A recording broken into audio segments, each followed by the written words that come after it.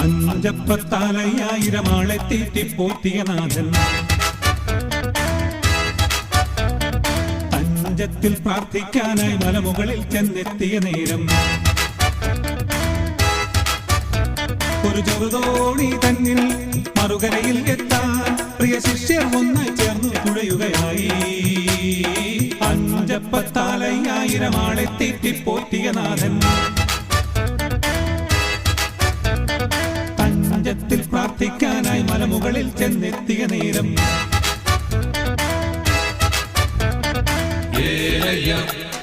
തലാഹലയ്യ തലാഹലയ്യ